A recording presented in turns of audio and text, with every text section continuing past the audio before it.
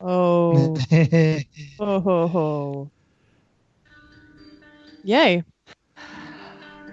Welcome to Everyone Racers, a show designed for the world of low-dollar racing and oddball car culture. It doesn't matter what kind of a Lemma Champ or Lucky Track Dog you run, SCCA or NASA, we won't discriminate, as long as you drive it hard and built it yourself.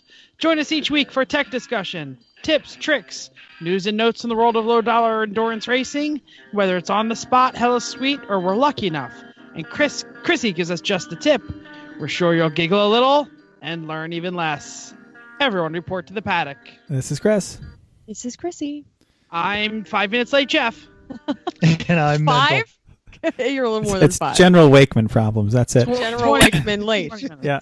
So, hey, everybody, we are Everyone Racers. Thanks for coming back and listening to an FD RXY episode of our podcast. It's episode 93. If you're not driving a car, don't forget your E1R bingo card. Fun for the whole family. All right, while you guys are getting ready, I'm going to take off my shirt. Woo!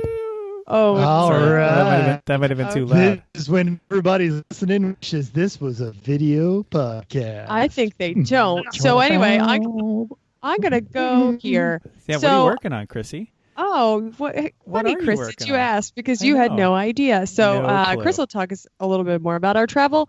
But we went and saw some race friends in D.C. And then we spent a day on the beach at Wildwood with the extended fam. And I am completely looking forward to some time off over the 4th. This week has been messy at work.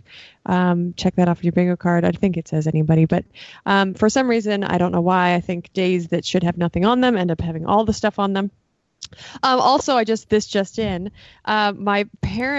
mom just told me that something blew up across the street. They think that somebody put like fireworks or like a bomb in one of their mailboxes across the street, and like the shrapnel hit the 5 because the 5 was across the street.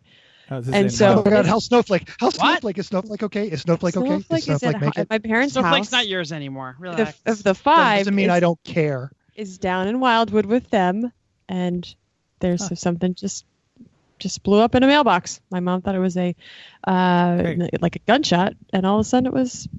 Well, something to blew- check this one off everyone's list. So if your mom can figure out the police report for that, and if the car's damaged, they can file that as a comprehensive claim, but they need that police report. Yes, there was a police report, but it was Yeah. from the lady's mailbox whose it was. Yep. But yeah, they need to find that and take. I don't know pictures of how the much- car yeah, I near don't know the how much- mailbox that blew up. I know. I don't know how much damage is on there. They just said it was powder or residue. Okay. Anyway, So that's what I know. Mental. While we have you now, hopefully you will continue. Yes. You'll continue Hopefully. to hang out on the show. What are you up to? General BMW problems. I spent way too much money at Harbor Freight the other day, and I'm going to go back there and spend more on a cheap orbital buffer to try and get some of the sun-faded paint out of it. But the car has been throwing it. Well, we bought it with an engine code, and I took it to O'Reilly's. And normally at O'Reilly's, they'll read all those engine codes, and they always play that game where they show you the engine code and then go, now I'm going to turn my head because I'm not allowed to reset those codes. And the guy shows me the code. And then I go, well, could you look over there for a second while I mash a button on this? He goes, nah, man, I'm sorry, I really can't. So I still have the code, but it's the P1112 code, which is engine coolant temperature radiator outlet sensor high input. So maybe it thinks it's just getting too hot of water, but my internet research tells me that it's usually the sensor, not the water. But I do live in Vegas. Maybe it's just time for a flush and fill. And then Both- the other thing that popped. well, how many, this Chris is is looking it up 200,000 right miles, right? No, it's just Yes, it's exactly. it's an E46. If the entire coolant system hasn't already been replaced, you've gotten twice as much life as you should have already. So, yeah. True. And again, it's a hoopty. So just, you bought this preparing to replace things. So on that note, we also the other night we got a transmission error, and it kind of went into limp mode. And it's the gearbox with the exclamation point. And I've done some research on that one, and almost universally, the problem is voltage from the battery. Even if the car recognizes that the battery is good, if the voltage drops below even a slightest point, it starts throwing codes up for the transmission. And I just watched like 3 YouTube videos where the guys all went and replaced perfectly good batteries, and it cleared up this transmission code. And honestly, the battery's probably like the coolant system. Probably needs to be replaced anyway. Yeah, probably. Yeah. So old car problems. Yeah, exactly. Hoopty problems. Well, when did I get to be? I'm driving like not the hooptiest stuff here. How did that happen? I don't know. Like, well, hold on. Is your car still on jack stands in the driveway? No, Yes, but it is it is. completely inoperable. That's a great segue into Jeff. What are you working on? So what am I working on? So if we recall from last week, Rock Auto sent me the wrong oil pan for the Mighty Long Roof 3. Right? I did say that last week, right? Yeah. I'm losing track. You of did. Well, that was only Yes. like 4 Real days ago that we recorded. I know, it's so weird. Yeah. So thanks to Mitch's Auto Parts in Detroit, he is mailing out the correct, I assume, we'll see when it gets here, oil pan. It looks like it on the website, and he is charging me a whole $40 for the used oil pan. He told me, Way to go, Mitch's. Yeah. Rock on. tells me it has a little dent on it, and I said, great, how much is shipping? He goes, 20? Like Yep. with a question mark at the end. I was like, done, do it, send it. So he's sending it back. I also want to report. Of course we're going to send it. I also want to give a shout out to Rock Auto, although they did send me the wrong part. The return process through Rock Auto, easy as pie. They do want to know why you're returning it. So be prepared to answer questions like, was it the right part?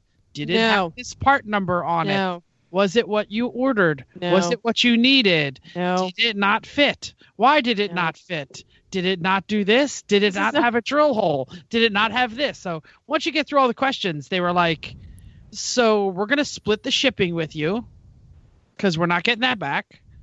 And then it was like, print out prepaid shipping label for free. Yes. So I don't know. Am I paying half the shipping or not? We'll see. I think they changed the refund amount they give you. They deduct that from the refund, I think, for when I've done stuff like that in the past. That's what they said. And they said, but it says free. This one will deduct $0 from your refund. Oh, okay. Sold. Okay, rock on. That's even better. So other than that, it has been all funerals and birthdays at my house over the weekend. No sense to say I'm sorry to hear, Jeff, but my grandmother passed away.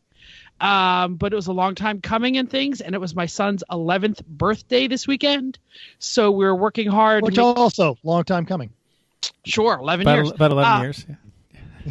So it was a busy weekend of making sure my son didn't have his birthday ruined. I just came from Spider-Man, Long Way From Home. Awesome flick. Check it out. Well, and we even my wife saw she's like, oh, Josh is 11. So happy birthday, Josh. I will tell him. Again, yep. All right, I will turn this microphone off while you guys listen to the sounds of freedom. Yeah, I was going to say, is there... there's some America Thunder. there from the Air Force Base. Excellent. All right, I guess Chris, I'm what are you left. working on? Chris, what are you working on? Well, Chrissy and I went to Hamza's retirement party, or I guess the retirement party, but actual retirement ceremony too, and barbecue, which was very nice. And speaking of America and freedom, yep, right? And very hot, and we ate so many ribs. Oh man, I'm so sorry I wasn't there, but I'm glad you ate my ribs. Yeah, it was good. It was so hot. Yeah, it was hotter than a. Oh, halfway up a snake's ass in a wagon rut. That's the one. Yep, that's the one. So anyway, it was pretty hot. And Chrissy, if you guys can see this, like Chrissy was looking off to her left, where you always try to remember things from, and she was genuinely trying to come up with that phrase. I was. I know it. I know it. Okay, go ahead. Sorry. It was a good time was had by all. Things were still hot and swing when we left at 4:00. Made our way up to the Jersey Shore after that to see some family and whatnot on Sunday. Brought the Solstice to the body shop on Friday to get it put on the frame rack. And then got a call on Monday morning saying, All right, so yeah, we got it up here. It's definitely left rail skewed up and over about an inch, mostly up.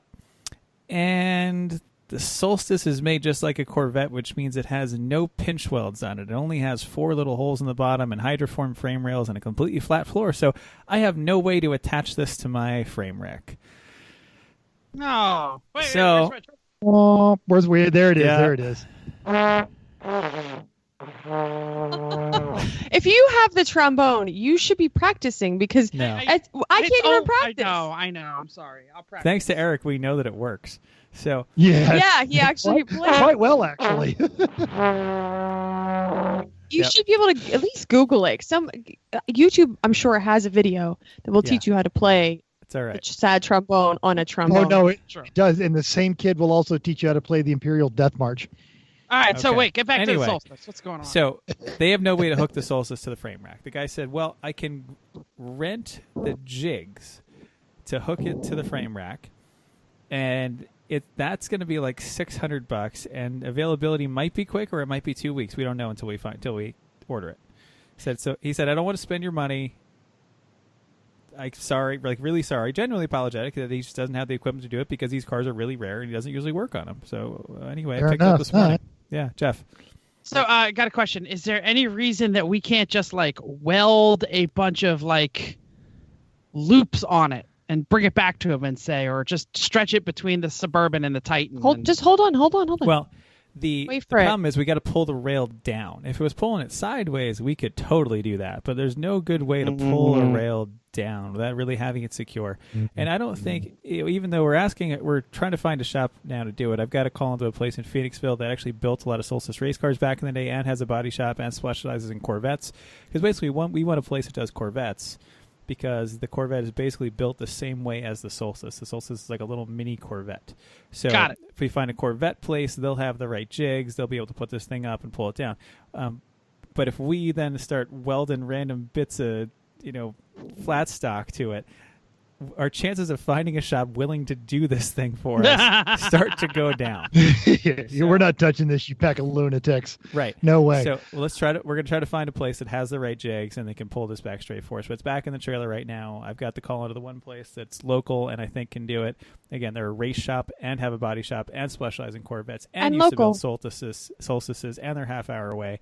So it checks all the boxes. The guy was very nice. Hopefully to hear from him tomorrow. Anyway, Mental. Okay, so I know what Chrissy's opinion is, but I still love the idea of making the Solstice long roof. We have that ability. It was so ugly. Yes. Yes, it was. It's awesome. The point where I run out of other things to do, that's a good enough idea, Right? is so far down the list. Yeah. No. So for those of us trying to play keep up, Jalopnik posted an article because some guy on eBay managed to find in some abandoned shipment the roughly 30 or so molded fiberglass tops that would turn your Pontiac Solstice into a shooting brake. I came across it on Twitter because Ike wanted to know if it would fit a Saturn Sky.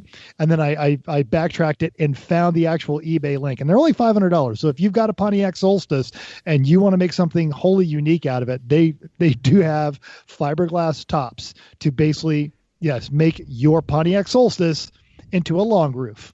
Or just go buy one of the 546 or whatever actual Solstice coupes that look great, really. Solstice Those Coupes are did look awesome. hatchbacks. They did look good, but the coupe Even better. Yeah, exactly. Than America and bald eagles flying over your head is Yeah. a frickin' hatchback. Okay. And a let's Targa, too. let's move on to it news. looks and like notes. it looks like We're an not. This is not productive any longer. Let's talk about news and Oh, well, I'm not notes. done. Oh. Oh, keep going, Chris. I also got the Civic, the garage cleaned out, got the Civic in there, got looking at that, measuring for a new radiator, and I even hooked up, I found a wiring plug to be able to hook into the shift lock for the shifter, so the blockout reverse, and tested it, and it works great. Like, you can do as hard a shift as you want from 4th to 5th, and you are never, it blocks off that whole gate. Lovely. So it's going to make for super easy 4-5 shifting. Nothing to worry about anymore. Solving problems. Cool. Thank you. Now, Thank you. That wasn't on your list, therefore I thought you were done. I apologize. First, this news. First news. With news and notes. With a 3-time champion, Rise Millen, behind the wheel, W12 powered Bentley Continental climbed the 12.5 mile strip of asphalt, Pikes Peak, with a time of 10 minutes. 10 minutes? 10 minutes? Yep. 18 seconds and 48 milliseconds, besting the previous record setter by 8.4 seconds. It's pretty awesome. So the fastest car up Pikes Peak, production car up Pikes Peak, is a friggin' Bentley. That's pretty sweet. awesome. I saw. Hold on. I saw Randy Popes. He was on my bingo card, I think. He was posting all kinds. He was there, and he was posting all kinds of stuff up there about his experience. Pretty interesting. So, speaking of turbo Bentleys, currently on Bring a Trailer is an '89 Turbo R. It was less than 8 when we saw it. It's in Vegas. I always wanted. Oh no, it's in L.A. Oh, all right. Anyway. I always wanted a Turbo R. I always thought that would be super cool. It's big, it's cushy, it's powerful, yes. Right? And then you know what happened? I owned a Rolls Royce that is fundamentally extremely similar. Like it's like the same platform, actually. Continue to go, all the same design on most things. It just has a turbo motor and some, freshening. I no longer have a desire to own a Turbo R, but if you want to own one, I will regale you with stories of the 67 hydraulic lines and things, so you can feel great about it while looking at it when it's half broken in your driveway. But hey, good for you. Yes, but again, it's you for less than $10,000, for less than $8,000 right now. You could say, I owned a Bentley once. Yes, and then you regret it. Yes. When I hit one of the big slot machines down here for 6 digits, I'm going to do that. I'm going to buy one just to do the one lap of America. I will come in dead last. It'll be fine. I'll probably leave it abandoned on the side of the road. But up until that point, it'll be great. I think that would be terrible. I think a Rolls Royce is a lot less complicated, and even the squares that don't know anything about cars know what it is. So just go for the Rolls. They know what a Bentley is, that's the whole point. Bentley. Yes. James Bond didn't drive a Rolls. James Bond drove a Bentley. It's kind of such a boring looking Bentley. Yeah, I was gonna say he drove an Aston, didn't he? Anyway, let's get back to other cars that will kill you. Not anyway, just so before you get that, so folks, if you decide to buy that in Los Angeles, California, I will fly to LA, fetch it for you, and then pick you up here in Las Vegas, which, let's be honest, is where a Bentley needs to live. And then you can have a lovely weekend in Vegas and drive your new creation all the way home, provided you live someplace close. Yep, that's about right. So if you weren't paying attention in the regular media, the New York Times posted an article recently about keyless ignition and how it is very dangerous and it's trying to kill you, and told some sad stories about some people who have died because of their keyless ignition cars, mostly by leaving them on because they have a start-stop feature and they park them inside their garage and they walk out the door without pushing stop. Car and Driver had a nice rebuttal article that gave a little bit more of a informed opinion on it. It was a great article, basically saying, yeah, you're right. If you're not paying attention, you need to retrain yourself for keyless entry. So I thought it was a great article, actual topic told by actual people who know about actual cars. Compelling, yes. Wait, journalism by an informed professional. That's sometimes it happens a lot. Yeah. Wow. Okay. I hear that sometimes it happens. Keyless ignition. How do we feel? Around the table. Unnecessary technology may kill you. Oh yeah.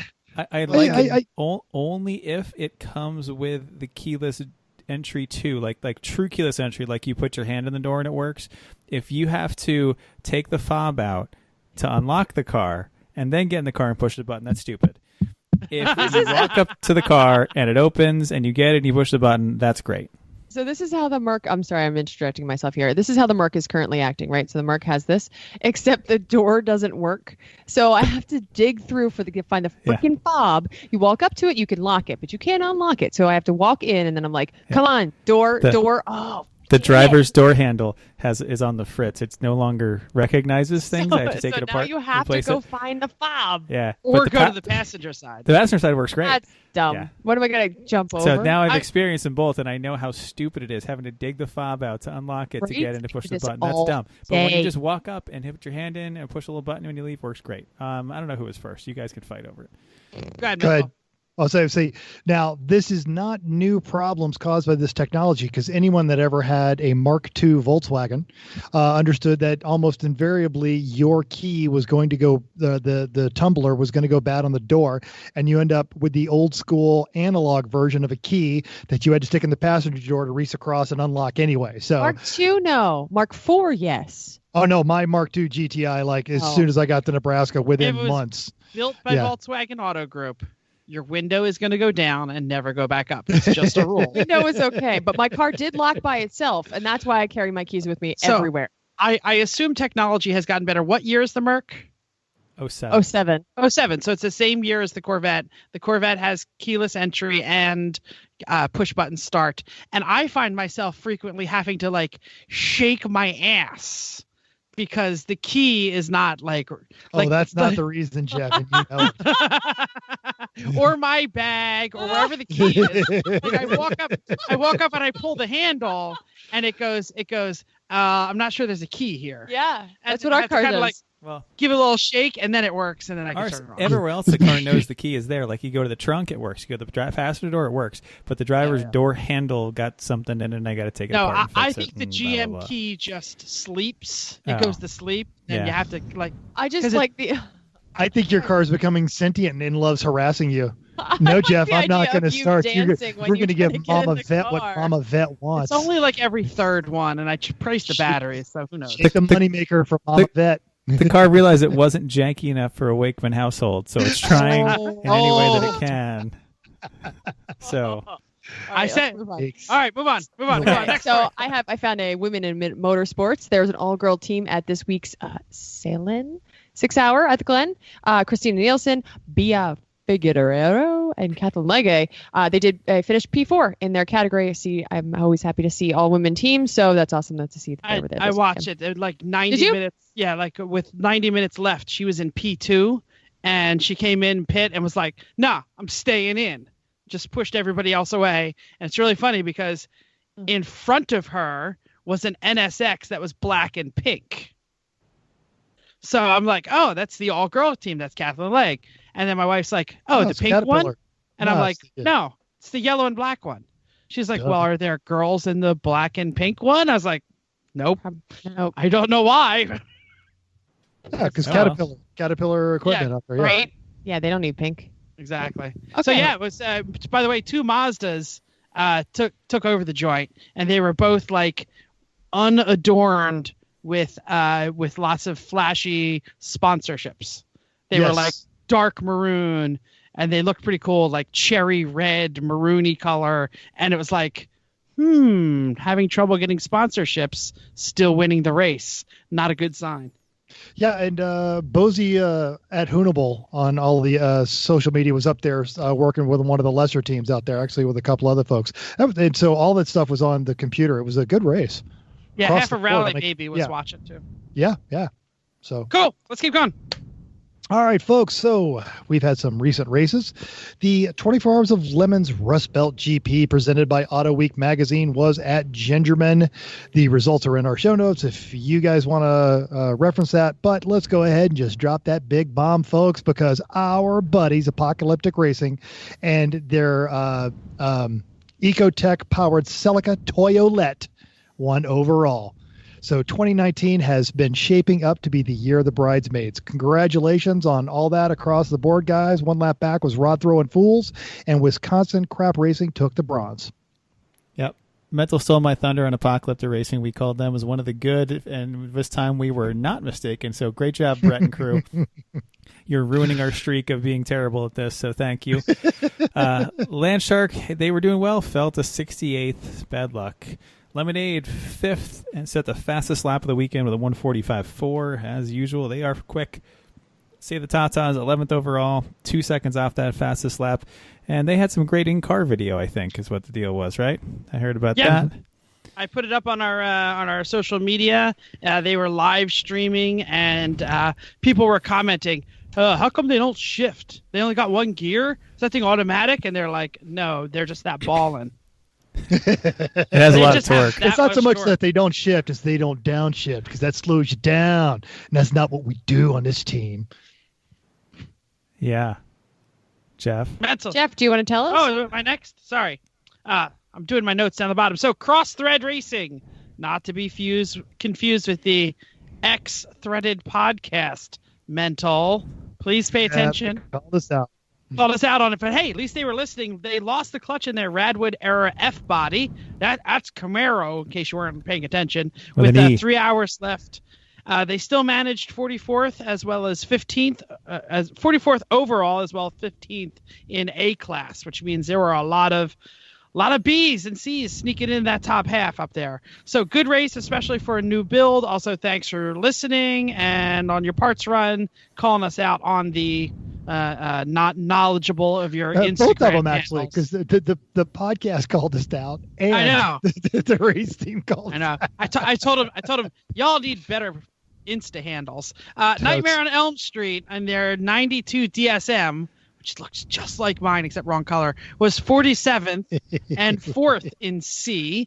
Knox Vegas Lowballers, inexplicably reliable TR8, was 37th. Or 10 spots better than a DSM. Just saying. All right. Sad end of the field here. A little, but I guess not. Monkey Paws 72 Opal was 57th, and Red Ace in their Lancer OZ, hashtag YU Ruin Classic, was 29th overall. So that means the Lancer beat them both. So I have the funny and totally sad list here. So those guys are assholes, and their Subaru RS was 16th overall, 7th in a 42 car B class. Stay in your lane, the motto of Gearhead, who always rents a condo. Somebody over there in a 98 Civic was 62nd. Horse's ass, great name, and my term for the reference for mental. That's awful. I didn't write that. 65th, and just ahead of Pierre's Limousine and Guide Service in a Ford Focus was 66. So a whole bunch of low runners there. Not good weekends for them. I have to say that I didn't get my radio degree in a time that Google Docs existed, but man, if we could mess with other people's copy that they had to read on the air, my college life would have been so much more fun. Yep. So I'm going to turn my mental voice on because he wrote this one. Now, folks, not just Lems, but any amateur racing, you want to hear your team name results? Drop us an email at everyone.racers@gmail. We pick names, we know it, and that teams that make us chuckle. You could be both. Just tell us how your rest weekend went. We miss a lot of events, so if there's a race or series you'd like to hear us cover, drop us a line on any of our social media. My hair is fantastic. Thank you. Let me tell you a quick story. If you're at a race and you got some cool things to tell us about what went down, email us.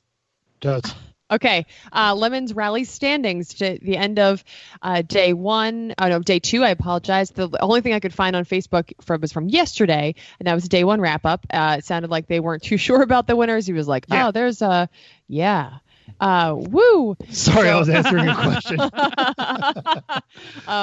They weren't sure about the winners, but what does it matter? Okay, so the in first place, Jensen Healy's Flying Circus with a big score of the first day. Jensen Healy's Flying Circus. It was not all from the points from the car, which was awesome. These test icicles in their Saab 900 was in second. D-listers in their Bertoni X19 in their third. Graduated cylinders and Dodge Dart coming in fourth. And our friend Scott McMichael, who's on the rally, is posting up lots of pics, obviously because he's my Facebook friends with him, so I'm seeing all of them, in his 72 Ford LTD, and he is in fifth. So it looks like there are 27 teams listed, but the last one didn't get any points, so who knows what their deal is. Don't forget to check out Lemon's Rally's Facebook page and probably other ways. I think they're also on Insta and Facebook and Twitter, I'm sure, for constant updates, pictures along the way.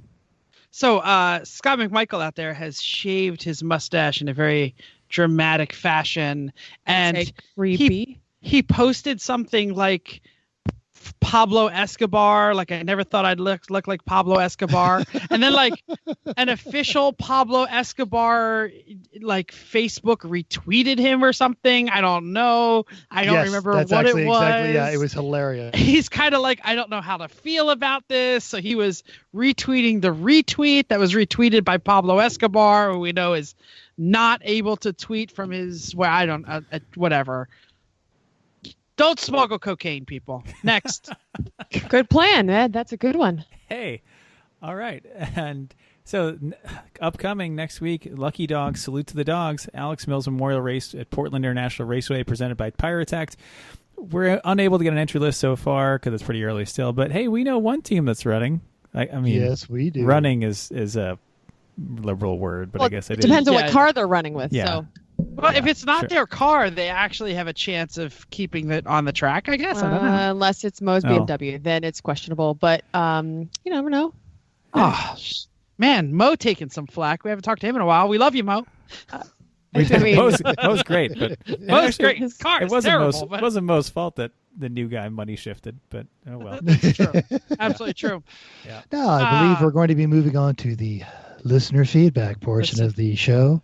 Mellow voice. Erling Lang said, thanks for the non-ear bleeding episode. Uncle Dave C, posted an international school bus and tempted me to buy it because, you know, we said we're going to do that school bus figure 8 racing. I don't think we said we were going to do this. We said it was fun. I said I'm going to do it. I said I was going to do it. Well, then you should just go by yourself. I'm going to go fly with. I'm going down to Florida, man. I'm doing that. He's going to send it.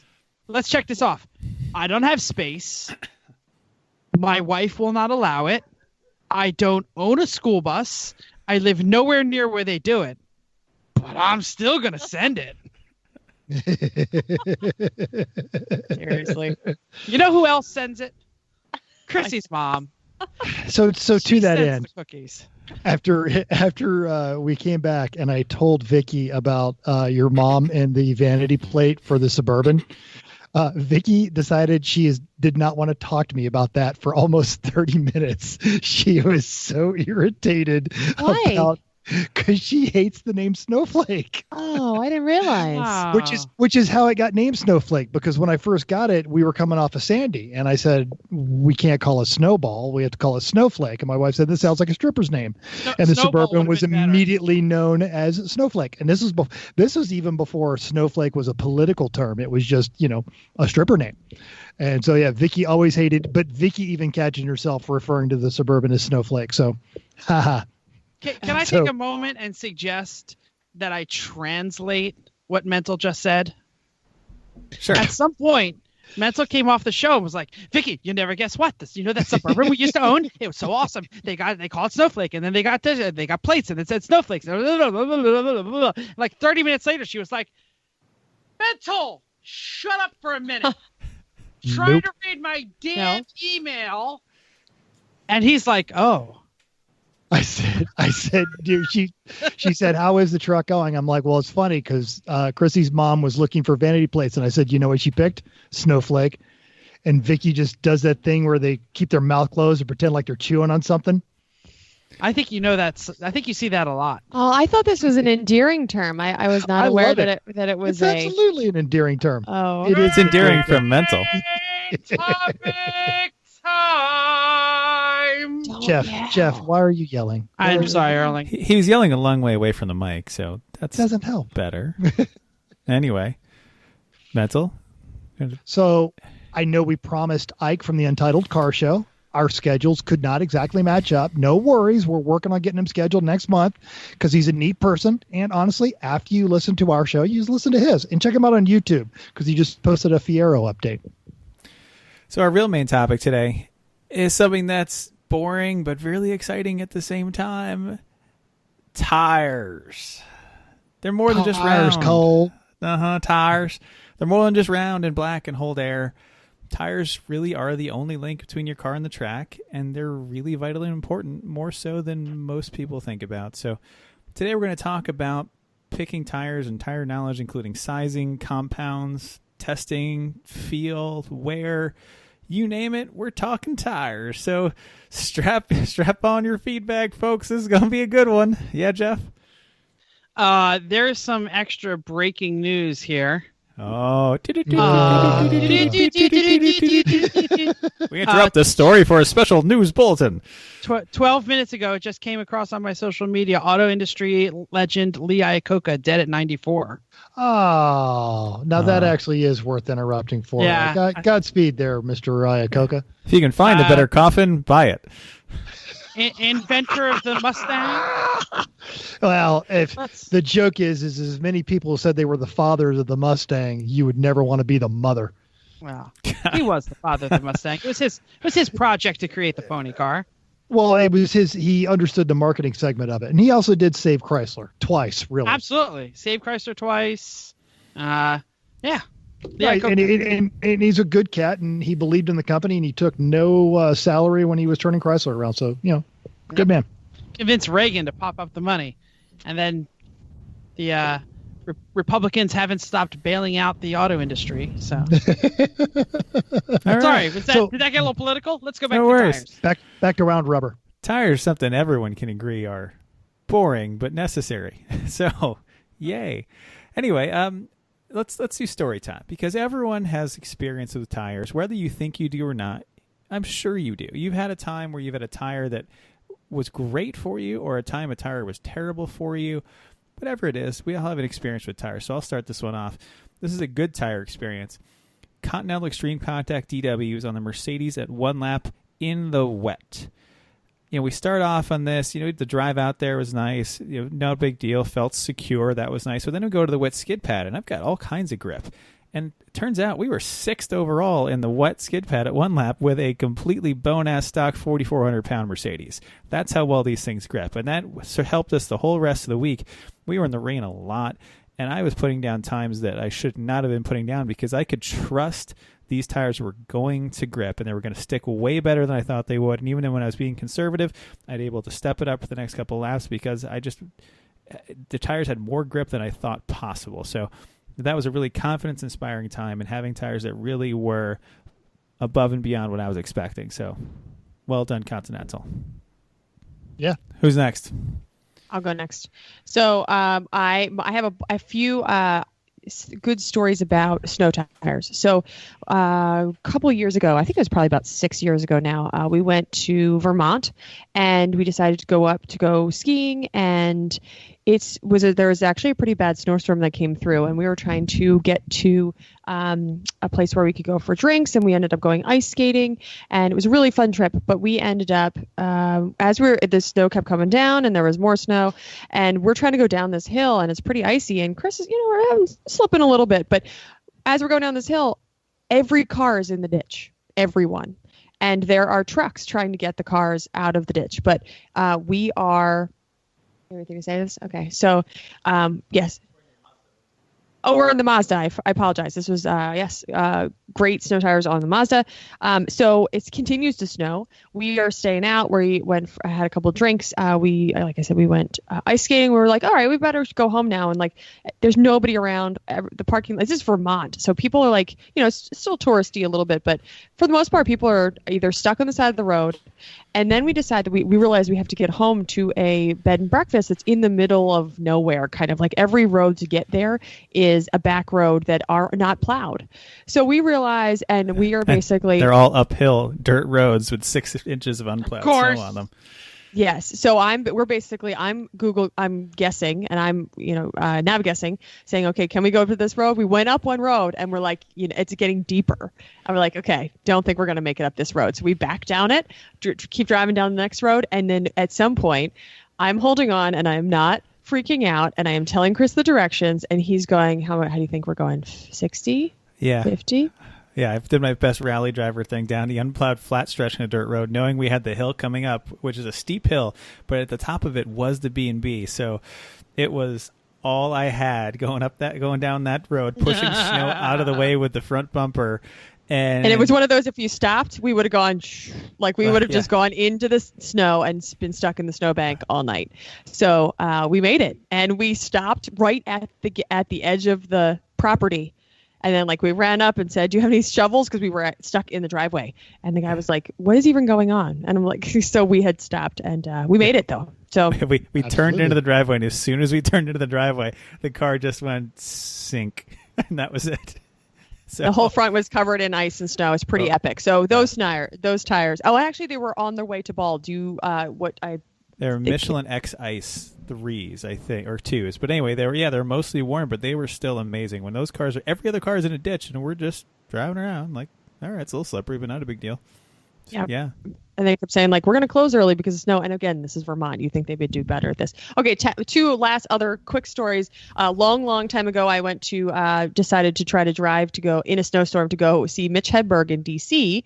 And love Mitch Hedberg. I know it. Actually, this was it's closer to one of his last shows. But basically, we were calling the place. That's a show. Yeah, this is a show you need to risk your life to go see. It's basically. Yeah.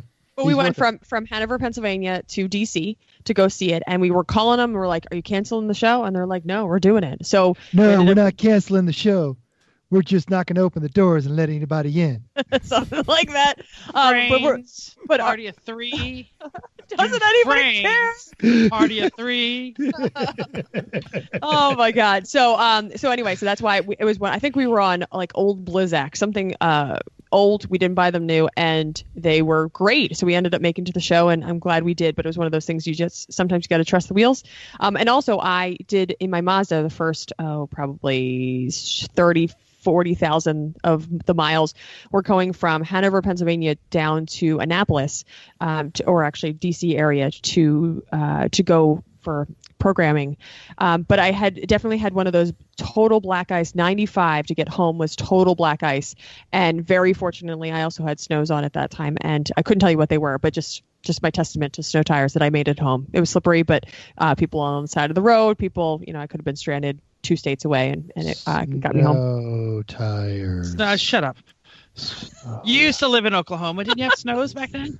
Yeah. You know what you do when it snows in Oklahoma? Stay home. You stay home. Or actually, I take that back. You go find an empty parking lot and do donuts, and the cops just sit there and watch you do it. But yeah. Checking off my bingo card mental. Somebody tells me to show up. Whoa. If anyone just told a story that went nowhere. So let me jump in here because what I'm about to do is going to combine what Chris said and what Chrissy said. I think Conti DWSs are one of the best street tires on the planet. I have run these suckers. Just so you know, I run the mighty Long Roof 3 on all seasons for 3 seasons. I run UHP all seasons, Ultra High Performance all seasons, and then snows during the winter. And, at 155 horsepower, whatever the 3 has, like +1, so there's 17-inch tires. There's plenty of tire wall. They last forever. They're so much cheaper than big blingy 18s. Yes, they don't look as good on the tires as Chrissy's got, but for what I do, driving all the time, putting many thousands and thousands of miles per year, the best tire is not the best performing tire. It's the middle ground. So I love all season UHPs for summer, fall, spring, and snows in the winter. And, usually I would go either like the Kumo and get a good UHP from Kumo, but the Continentals were on sale and I bought them and they were fan-frickin-tastic. Conti, whatever, DWS, with the D, the W, and the S in the tread. Mm-hmm. So when the S runs off, you don't run them in the snow. And when the W runs off, you don't run them in the wet. And when the D rubs off, get rid of them. Guess what's on Chrissy's mom's Mazda 5? Yep. When you say UHP or all that stuff, what is that? And we're going to get into this definition later, but what you mean, Jeff? That is a ultra high performance all season tire, which means it can take some light snow, take some light snow, but will not perform like a snow tire. And they also have ultra high performance summer tires and think there's a variation there, but just know that Tire Rack could walk you all the way through that kind of stuff. And so it was interesting that you talked about the middle of the road tire versus the beginning of the tires. And even after living in Nebraska, I never did buy a set of snow tires. I would just always see what kind of tread I had. And I just got used to being sideways. I wasn't the smartest in my 20s. But when I had an E36 328 and I replaced my Eagle F1s, which came on the car, with a set of Kumos, it suddenly I now understood what everyone was talking about with the tire conversation, because the Kumos were not as grippy as the Eagle F1s, but they were much, much more communicative.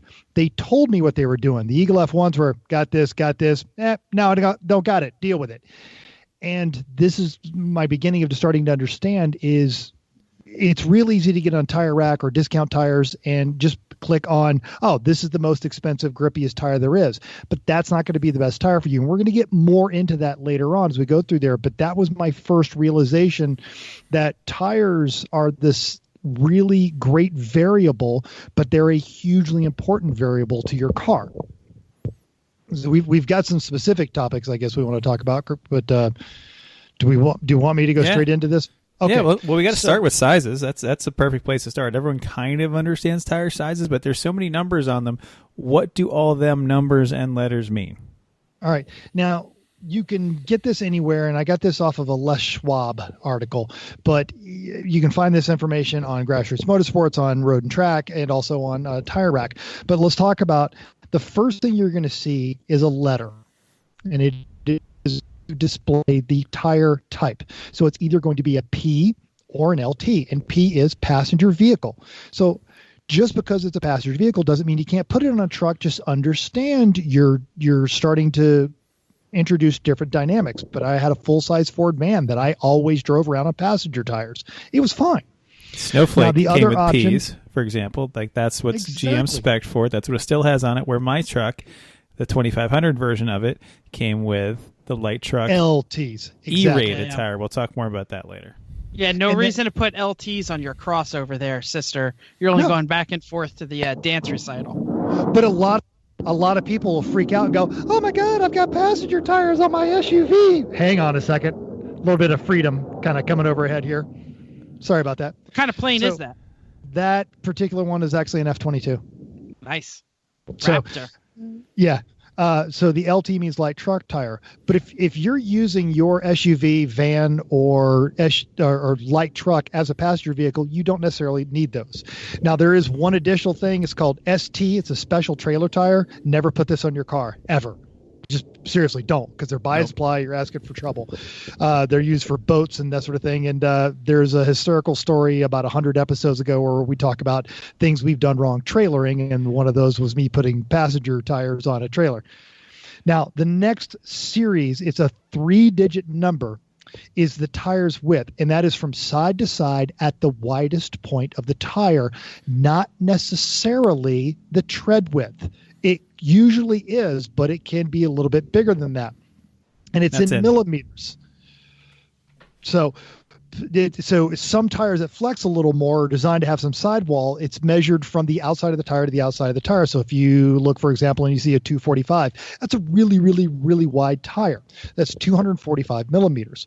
So understand that. Now, the two numbers that come after that, this is where we get in. It's a little odd, but this is just the industry standard, is what's called the aspect ratio. So you'll see 3 numbers and then a /, and it's a 2-digit aspect ratio. Now, the bigger the aspect ratio, the higher or taller the tire's sidewall or the profile it's going to mean. So, for example, if you have a 245/75, that's a great big old truck tire.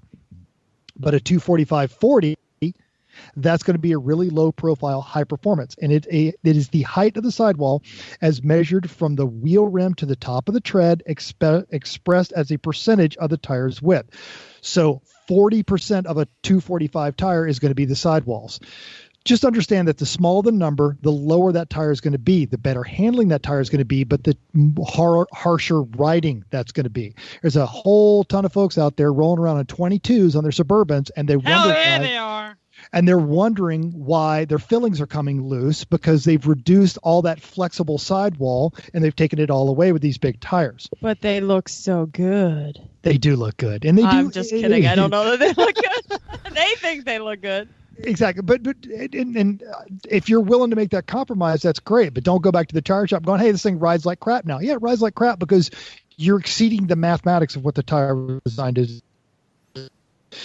The next thing you're going to look into is the R, all right?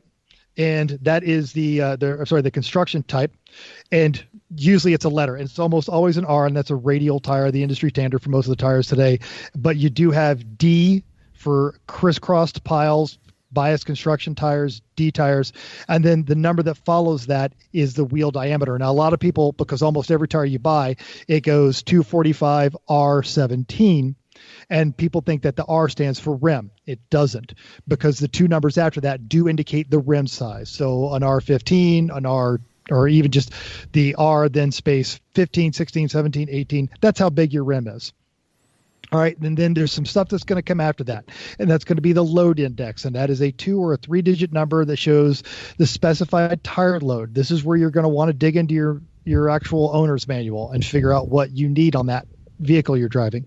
And then the last letter is going to be the speed rating, and I don't want to bore you with all of that, but it's a lot of numbers, and you don't want to exceed the speed rating of your tires. And this is something I used to do with reckless abandon, because I didn't know that my tires shouldn't have gone faster than 125 miles an hour, especially when I was living in Germany and going to the Autobahn. So pay attention to that sort of stuff. That's a whole lot of numbers, but just understand what's going to matter for most of you folks is the first 3 series of numbers. Just a quick question, because those are pretty much commonly understood to be the metric tire sizing. Does anyone ever use like that 31 1050 R15 anymore? Well, people with does trucks, that exist? It does. They still have it on the truck size tires, so you still get like 35s. But 31 by 10.5, 15 is still like what you're going to put on your Jeep CJ. That's not that lifted. You can still do that. Like I have huge tires on my Titan. They are like massive meats, but they're still measured in metric. Yeah, right. And when you start hearing 33s or 44s, and that's how they'll refer to them, they're talking about specific mud or dirt or rock off-road tires. Usually super swampers, something like that. Yes, absolutely. GSX and made by Dick CPEC, and But also not to be confused with guys that are into the styling and profiling, and they're rolling around on 40s or 50 series. 20 dubs, yeah. Dubs. Cool. All right. So one last thing on fitment is you've got to make sure your tires fit your wheels, not just the rim size. That's an easy one. Everyone's okay. It's a 17. It's 17. Great. But the width of the wheel compared to the width of the tire. If you're trying to squeeze your 245 tire onto a 6-inch wide wheel, it's not going to work very well. It's going to bulge out. The tire is going to be sloppy as you're going around corners. Similarly, if you want your stance and stretch and poke, and you're trying to stick a 185 onto a 10-inch wide wheel, now we're talking. Right.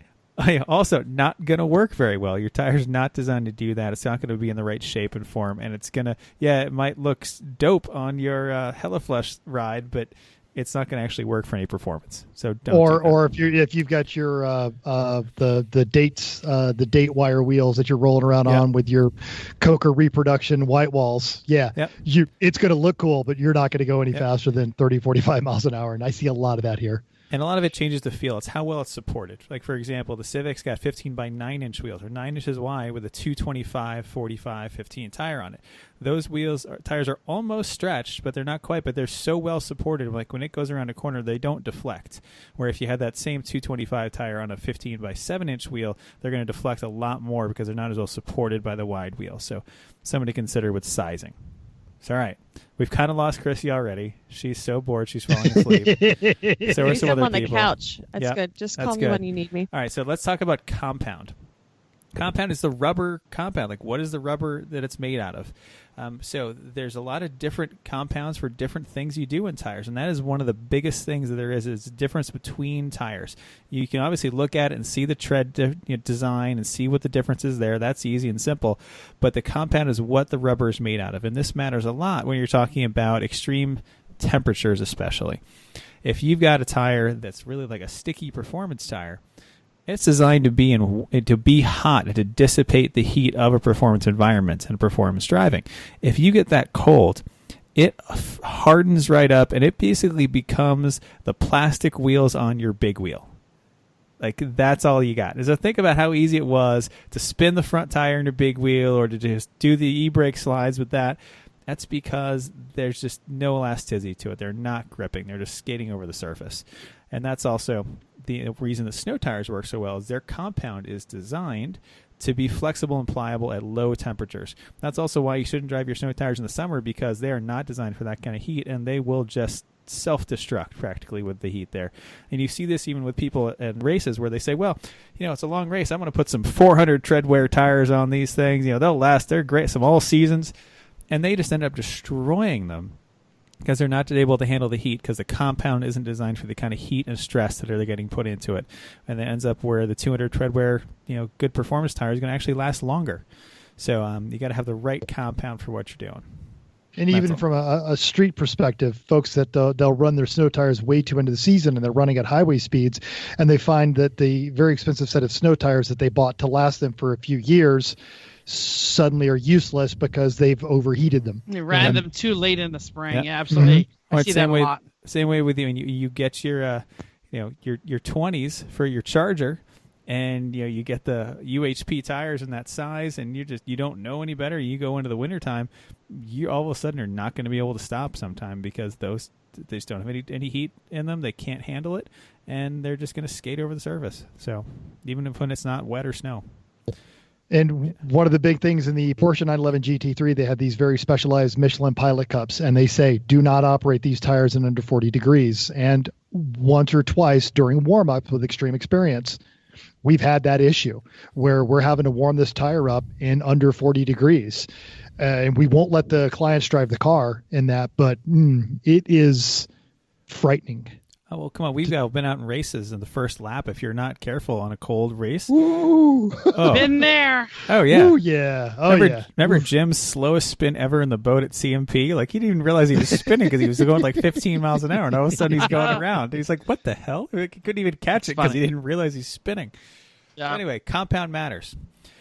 All right. Now you've got let's say you got this right size tire. So it's going to fit on your wheel. It's going to fit in your car. Fitment is a whole different issue. We're not going to talk about that today. But now you're at the track. You want to start testing things. Make sure you got things set up right. Now, first off, you want to do a basic pressure check. You go by the pressures. Maybe you have them on the sidewall. Maybe that's where you're going to start. Maybe you have some prior experience. You know what works. You start there. But every tire likes a different pressure and has a different feel. So you're going to have to test them out. The first basic pressure check is after you've been out in track for a little bit. You want to watch how far the sidewalls have rolled over. Like, because the tire deflects as you're cornering, it rolls off of the main tread starting onto the sidewall. You need to see how far down. So if you're looking at the side of the tire, you can see the little top, 10% of it where the tread kind of comes down into the sidewall. You want it to go down that a little bit, but not all the way. A great indicator is usually on those little arrows in a couple spots that point to the tread wear indicators. That's the flat band that runs across the tire. If the top of that point of the arrow is just getting touched by your tire roll, that's just about right. That means your pressure is good. If it's not getting anywhere near there, you have too much pressure. If it's getting way past it or maybe grinding that little arrow off, you need more pressure. And after you've done a test, you have change or something, you want to check it. You're not necessarily going to see where it is now compared to what it was before. So here's a trick is to use a dab of shoe polish on that spot on the shoulder, and you can see how far it rolls every single white time. Shoe polish. Yep. Well, yeah, black wasn't going to really tell you too much on a black tire. But unless you got white tires, yo. Yo. Right. So don't act like somebody wouldn't try this. What? Shoe polish, chalk, chalk's grease a good pen, one, yeah. spray paint, whatever you got around. But shoe polish is a really easy one that works nicely. I never knew what those little arrows were for. I always thought they were just pointing at the wear bar. That's what that's what they're for. They point at the wear bar. But also happens to be a great indicator of that's usually about how much you want it to come down. Is you want it to come down just a little bit onto that side tread, but not too far down. And we're not talking about like driving around on the street. We're talking about heavy cornering, right? This is track stuff. Everything we're talking about here is going to be track stuff. It's big difference in street stuff. So next thing you can do for checks is that's a very basic way you can do it. It's quick and easy. Anybody can do that. And increase your pressure if you're rolling over too much. Decrease it if you're not rolling over enough. Next thing is you want to check temperatures. Temperatures are a great way not only to check how your pressure is like, but also how your alignment and your suspension is set up. So there's a couple ways to do this. It's all with different kinds of pyrometers to measure the temperature. There's the laser pyrometer that you buy at Harbor Freight for $10, and that's fine. That's a good basic indicator. It'll give you a rough idea. But the preferred way is with a probe pyrometer. It's a little needle on the end. You stick that into the tread, a 1/4 inch, not much, but that gives you more than just a surface temp for this. So what you need to do is come off the track after a couple good hot laps and immediately get to the pits and then have two people there ready and waiting. The driver turns the wheel all the way over, and then one person gets with the pyrometer and starts checking the tire in whatever order they want, outside, middle, inside, middle, outside, whatever they want, as long as they know.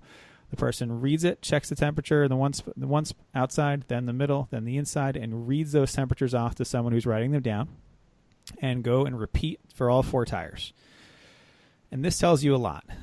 Ideally, you want the temperatures to be pretty even across the tread of the tire. Maybe a little bit hotter on the inside, just a smidge, but that's it. If your temperature's too hot on the outside and then even the rest of it, that means you don't have enough camber, you're overworking the outside of the tire. Same way if it's too hot on the inside and even with the rest of it, or even getting colder toward the outside, you have too much camber, you're working the inside of the tire too much. If the outsides are hot, the inside is cold, that means you don't have enough pressure in it. The outsides are working too much. And if the inside, the middle band, is hotter than everything else, you have too much pressure. And you got to let some of that pressure out. So a probe pyrometer, checking your temperatures, is the best way to see how not only how your pressures are, but how your suspension is set up. Yeah, mental. And it stuns me how few teams do this. And they will dump thousands of dollars into a cheaty motor, and they will do absolutely nothing to check how big of a footprint they have on the track when they're racing around, either through a standardized temperature and then using the pyrometer, or even just looking at the wear of their tires. Yeah. And this is cheap speed. A lot of people don't know how to do this. People just don't know. They haven't. I don't know if we're going to get to everything on our list today, but can I do some basic science that maybe some people who don't understand generally how tires work? You know, like we're talking about heat, we're talking about pressure, we're talking about all of these things, you know, tread compound, you know, we talked about it briefly, but that's like, there's a very important part that you understand that the softer a tire gets, the softer the compound is. And by the way, that's affected by heat, because the hotter it is, the softer it's going to get. Generally, we're talking generally here, the more it's going to squish. And it's that squish that can give you the grip.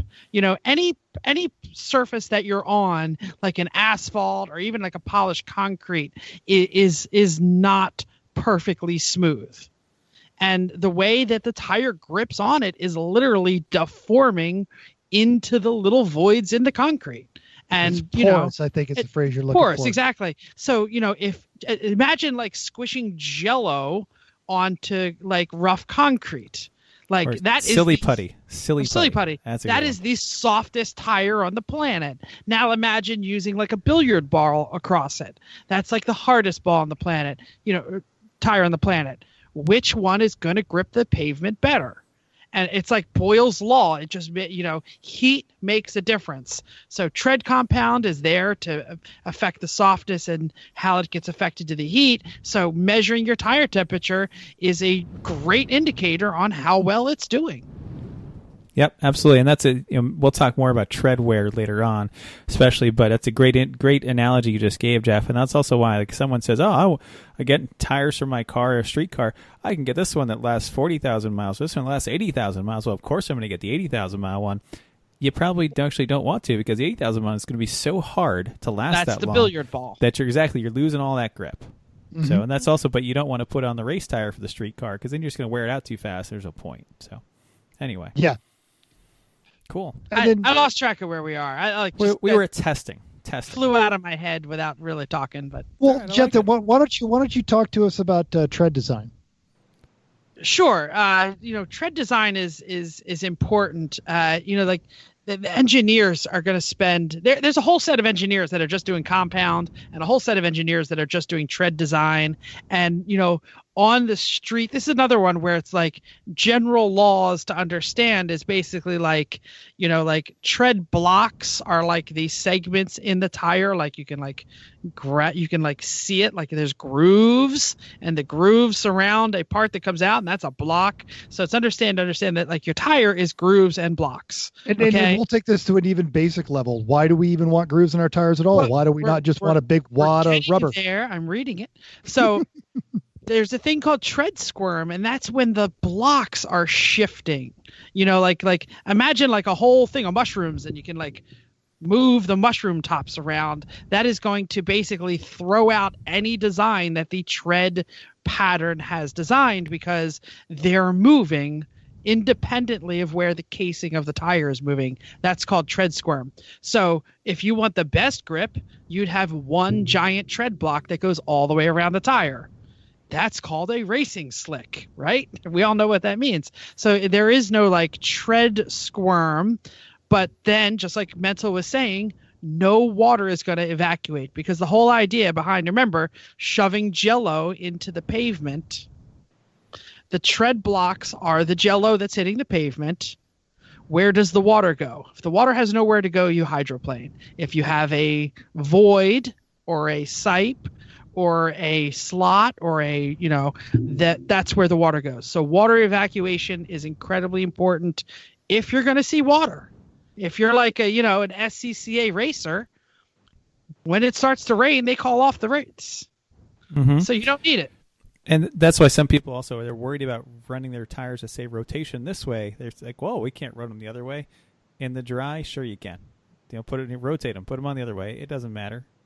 As long as it's going to be dry, the tread that little bit of directional thing isn't going to change anything. Yeah. Basically, just know that the tread blocks grip. The tread voids spit stuff out. That's why a big off-road tire will be almost as much void as it is tread block. And you get big, giant, meaty blocks. Go ahead, Mental. And Chris, because you're smart about this now, but I have heard about running directional tires in the opposite direction where you get a process known as feathering. That doesn't concern you. You've got experience. Explain to us why. It's fine. For all the stuff we're doing, you're gonna wear it off. You're gonna wear it off so fast, it doesn't matter. It's really, most of the directional bit is about water evacuation. That's what almost all of it is. The thing that matters much more. So your point is, race car doesn't matter. Street car, stay with the direction. Usually, yeah. Well, street car, you're also going to run in the rain, probably. So leave it that way. What matters much more is not the directional tires, but asymmetric tires. So an example of this is like a Falcon Azenas 615K or BF Goodrich Rival. They're very different looking from the outside to the inside, and that's for a reason. Like the Rival is a great example. It has that huge meaty tread block that's like a whole third of the tire on the outside, and that's to withstand the cornering forces that are on the outside of the tire. And then less tread squirm, closer to a slick. Exactly. And then as it gets toward the inside, it has a little more void area, a little more blocks to let the water evacuate, just like Jeff was talking about. So asymmetrical, run those the correct way. Directional, unless you're in the rain, doesn't matter.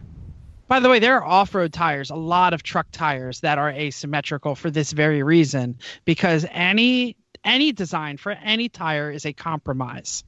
They're trying to a street tire, I should say. They're trying to match what is best for that vehicle. That's why you shouldn't run off-roady tires on your Audi and say, well, now I got all the grip. Unless you're going on like the Gambler, you probably don't need that. Right. Or unless you want to look cool. Let's be honest.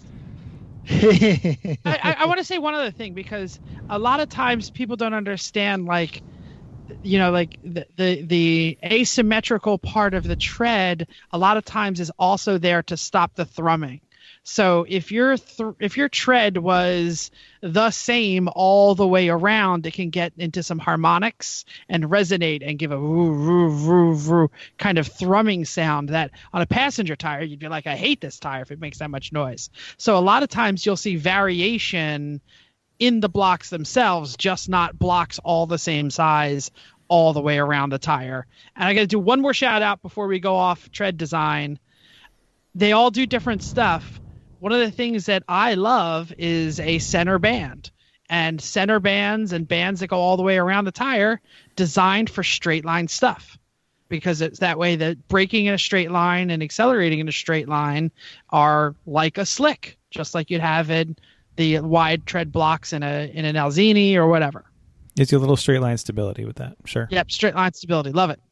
So the thing that you mentioned about thrumming is I remember when I was in my 20s shopping for tires and they rated tires on tire noise. And I'm like, tire noise, who cares? It's a car. It's going to sound awesome. I'm just going to turn up the stereo. And now as I near half a century on my street car, oh God, I cannot stand. I get annoyed if the Jeep next to me on the freeway starts thrumming. I'm like, this is not what I'm here. Yeah. Don't disturb me. I like it quiet. I want it quiet. Yeah. Things that you don't care about now, you will care about. I like the hum in my new truck, Chrissy? the lorry. I was told to not actually talk about how loud they're supposed to be. So you said that this is not important to this conversation. Well, it's not really I agree. Because we're talking about race tires. Yes, on your street tire, you want it quiet. That's very nice. Like, the Mercedes tires are feathering a little bit on the inner edge because the alignment's still not right, and that's making them loud, and I hear it, and it bothers me. And this the thing also is it does kind of get into a safety thing when you've got like kind of a 45-minute commute, and you're stuck in traffic, and you're coming home at the end of the day, it drones, it begins to stress you out. You begin to ignore certain things, and after a while, it will take its toll. If it's really bad. Like the truck running 44s next to you, they say, how can you stand that every day? Right. Yeah. And at which point they always reply to, what?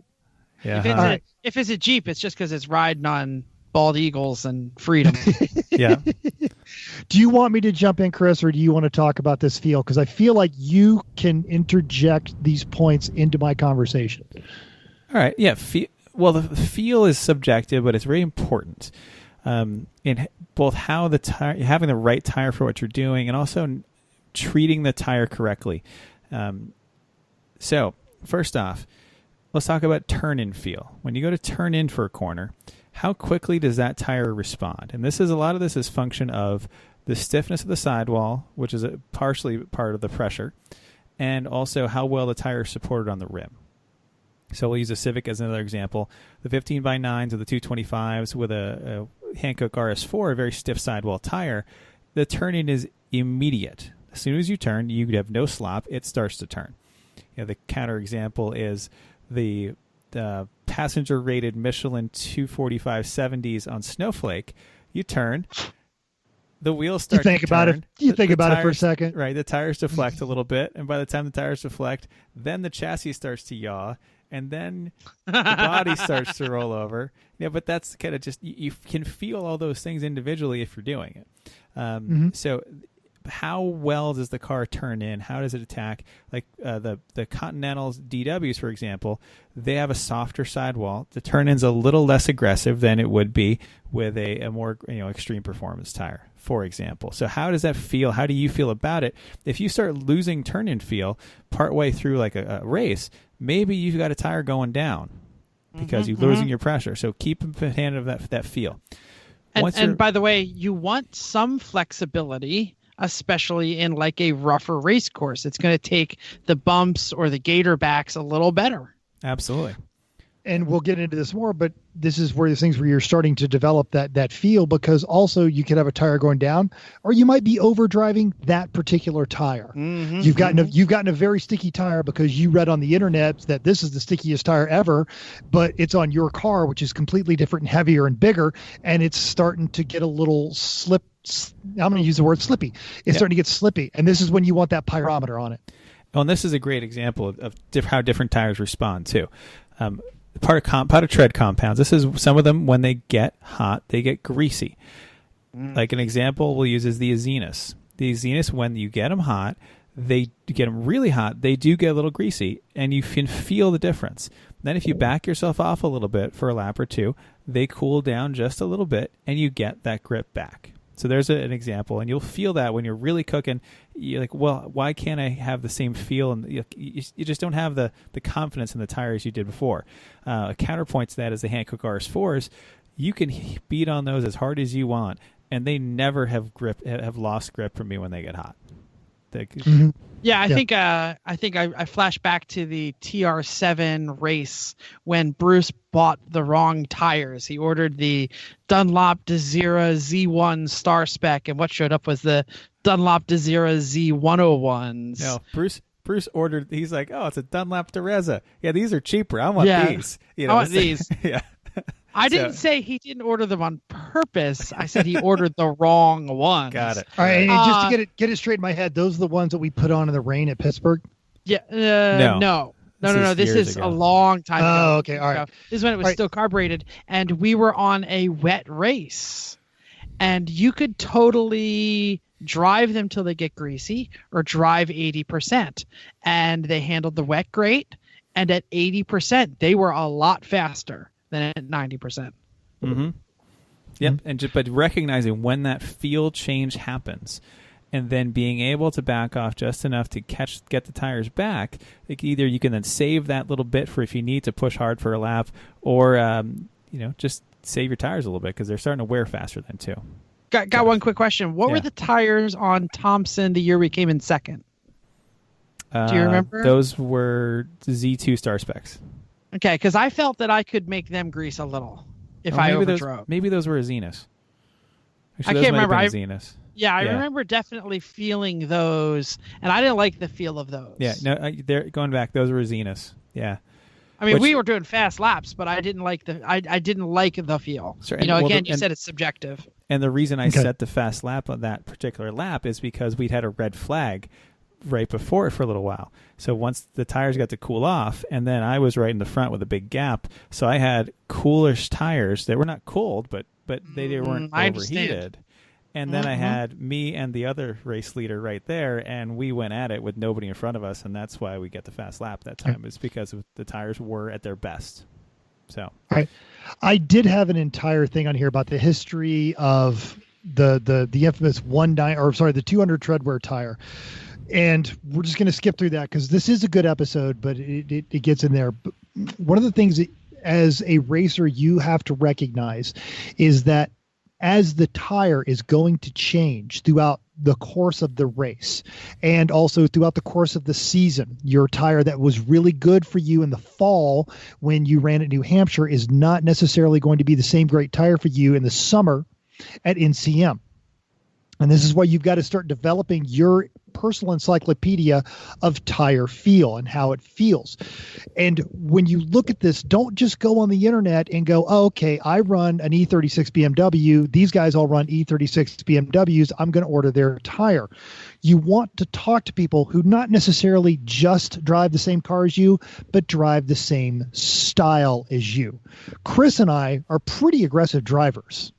We don't mind coming into a corner with, I'd say, a loss of traction, not 100%, but we'll walk it kind of around a corner. And that's something that I've just picked up in the last couple of years. I used to, if I lost any traction, it would always frighten me, but I've learned to manage that slip angle. So I like tires that maybe aren't necessarily as grippy because they do allow me to go more aggressive and faster through these corners.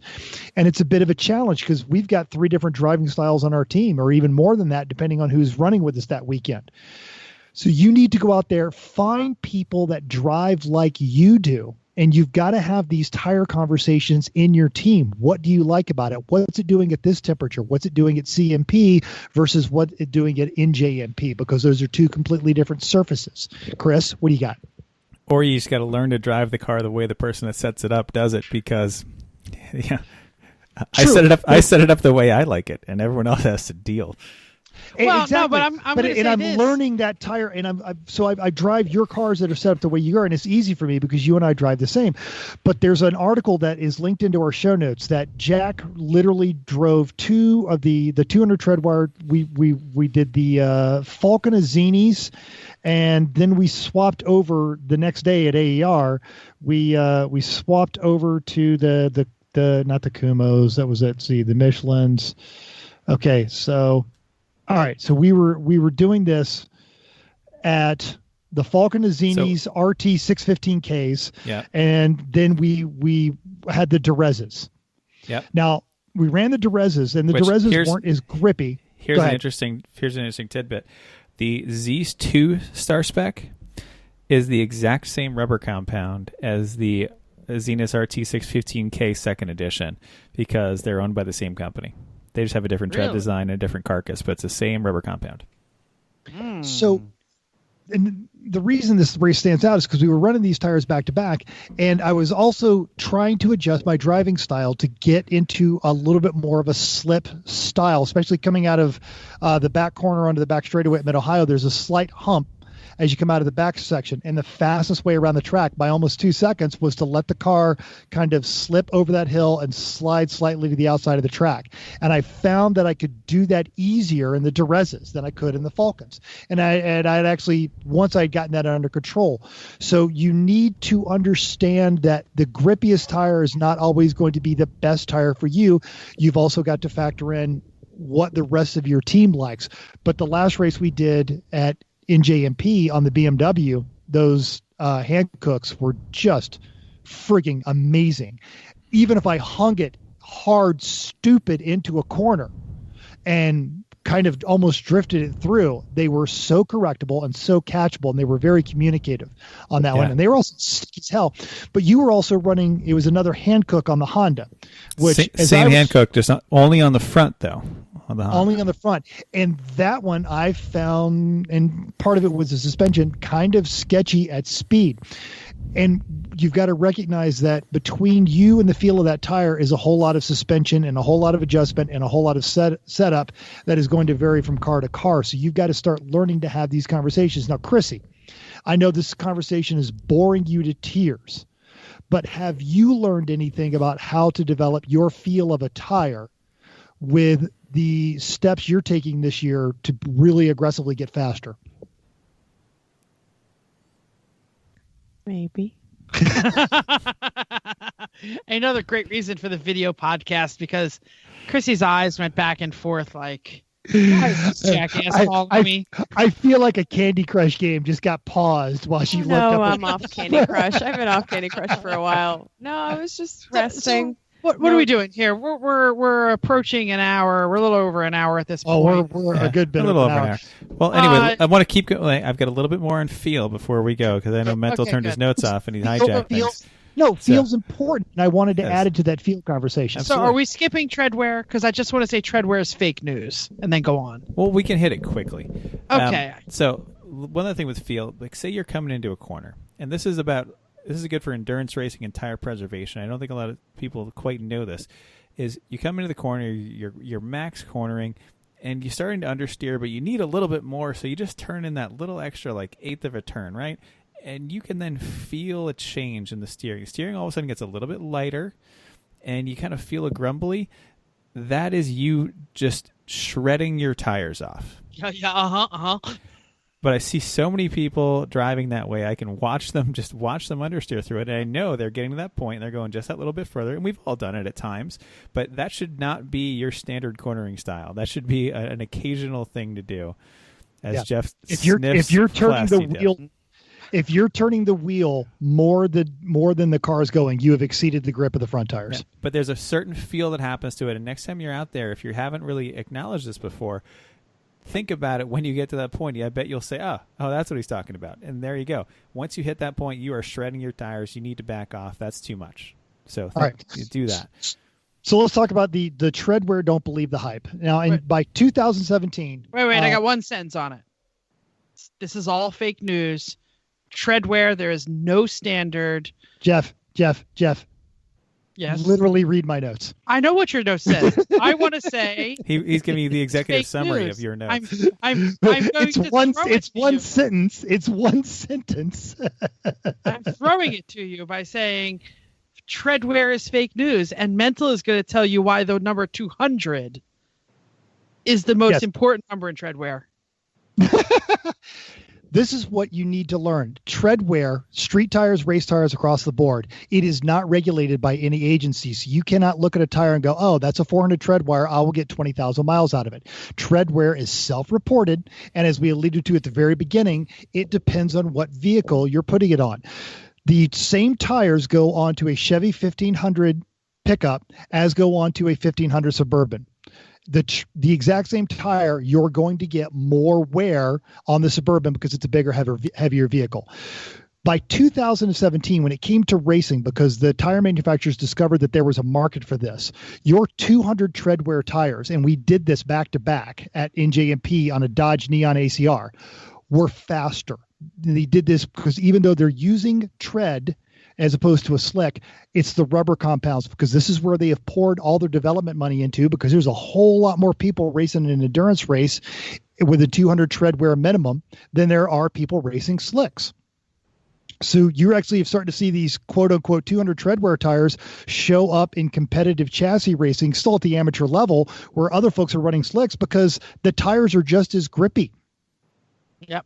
Grippy as our comps. And really the Almost. 200 tread wears of today are the DOTR compounds of 10 years ago, practically. That's the level of grip you're getting, but you're getting so much better wear out of them. And you have so many choices. Yeah.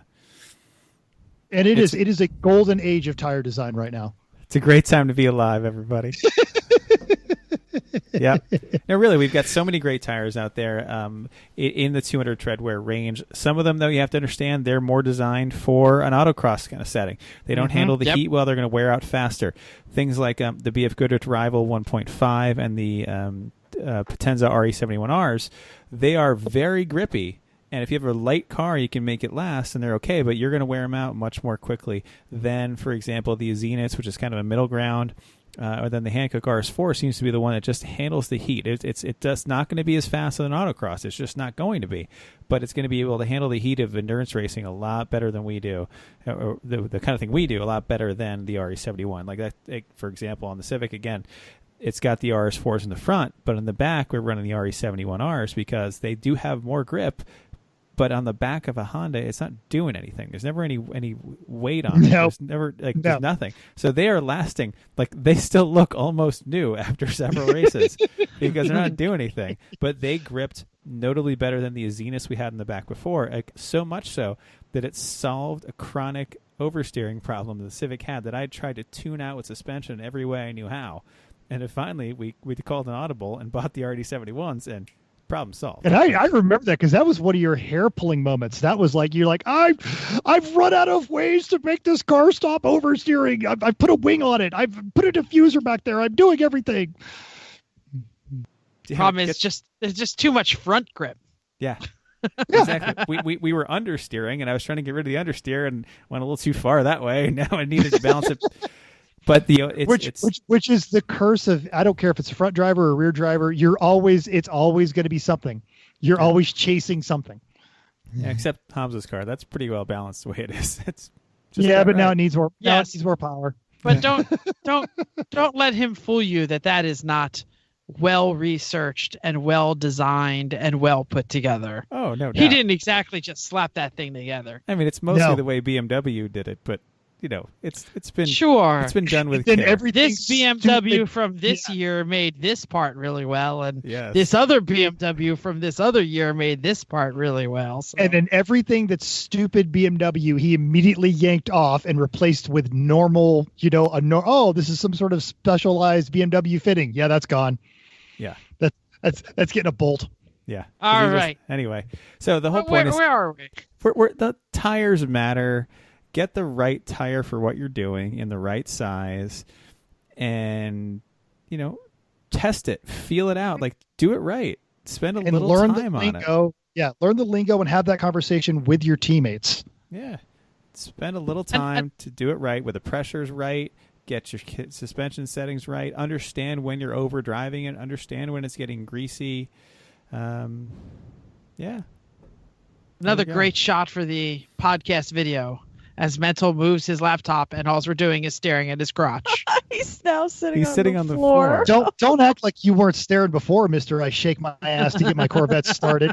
What are we doing next? Hella sweet but terrible.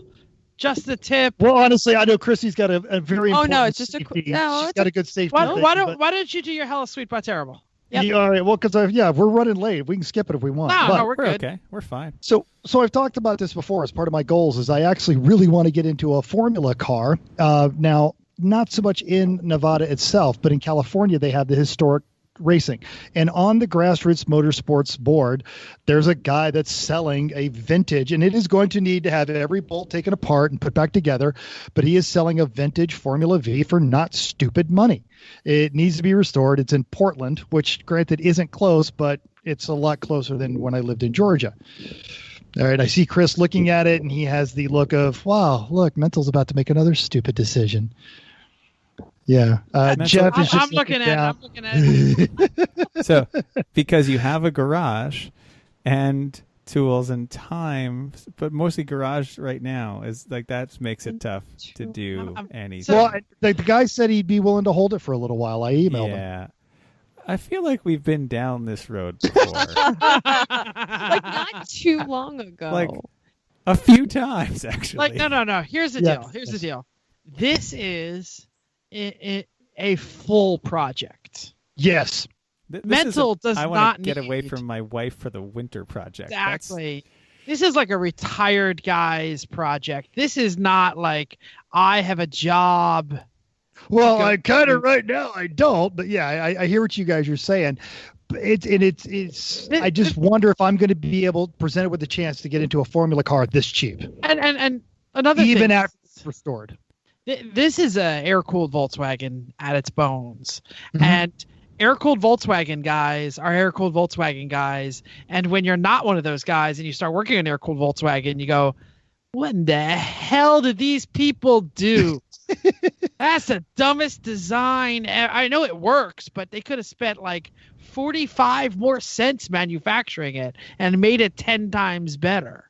And, you know, the air-cooled guys are like, but look how simple it is. It has like 3 moving parts and a suspension works on both directions. Well, it makes 45 horsepower. I did not realize all air-cooled people have marbles in their mouth. Okay. They do.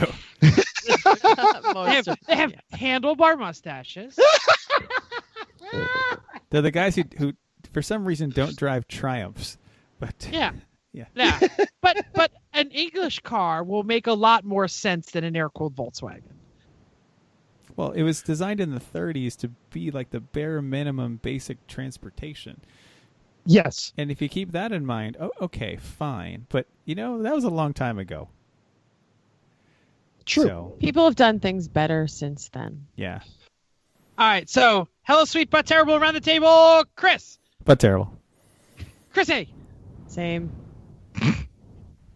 This is not the project for you, Mental. No. If you want a project, we'll find you a project. Well, no, I want an open wheel racer. But yeah, okay, I hear you. Not this one. There will always be more basket case Formula Vs. Always. Absolutely. And I think if I were to find you a formula car, I would be looking at like the F500s, the snowmobile motored. Because they know a lot about snowmobiles. Snowmobile motors. Really, what's better for me to work on? A snowmobile motor with a CVT transmission or an air-cooled Volkswagen? Yep. Because they're a lot closer to motorcycles. The transmissions aren't, and then now that granted the Formula 400s, which did they even run those anymore outside of autocross? The 440s, the 500s they do. Yeah.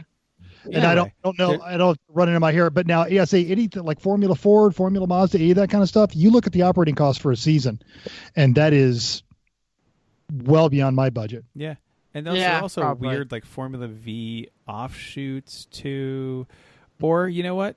Just get an exoset. Ta-da! A Miata. Right. Alexa said it gives them the open wheels.